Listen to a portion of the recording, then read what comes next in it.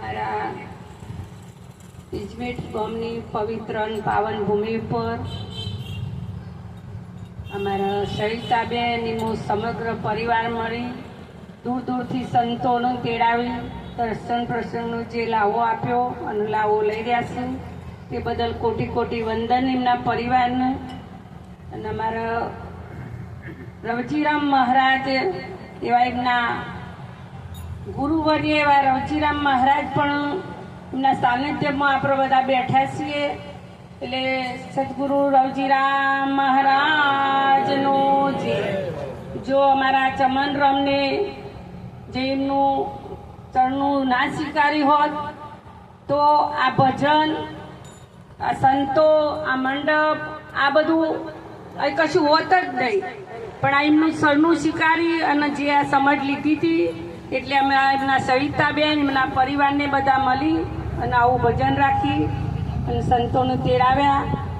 અને કદાચ દરેક મહાપુરુષોનું આશીર્વાદ એમનું એવા મળ્યું કે કાયમના માટે એમનું આવું ભજન પણ ચાલુ રહે એવી ગુરુ મહારાજ શક્તિ આપે એમનું. સદગુરુ મહારાજનો જય.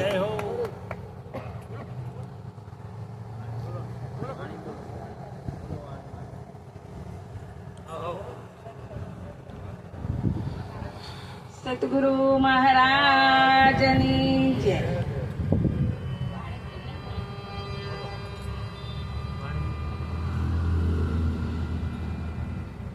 એક નાની એક દીકરી હતી એક બાપાની અને એની મા નાની ઉંમરમાં મરી જઈ.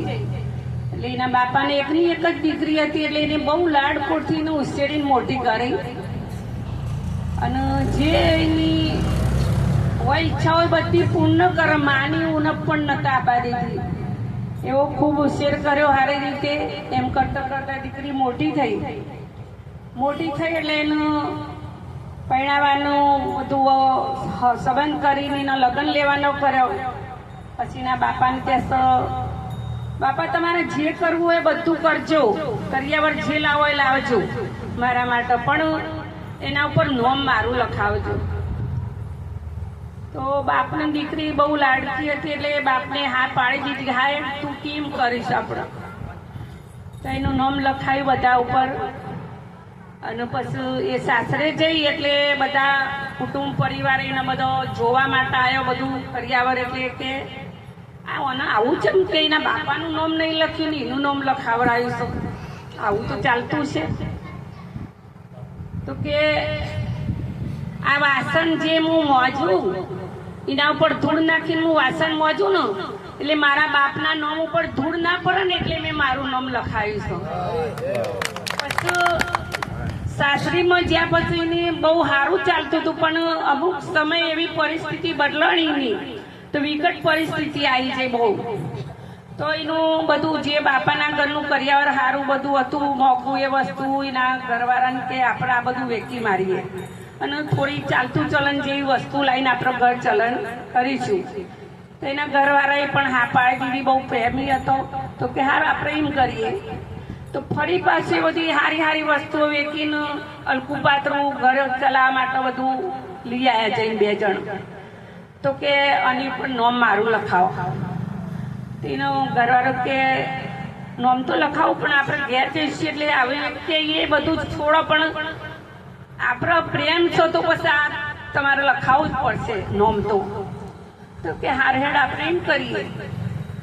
તો એ બધાના વસ્તુ જે નવી લાયા એના ઉપર એનું પતિનું નામ ના લખ્યું એનું નામ લખાવડાયું.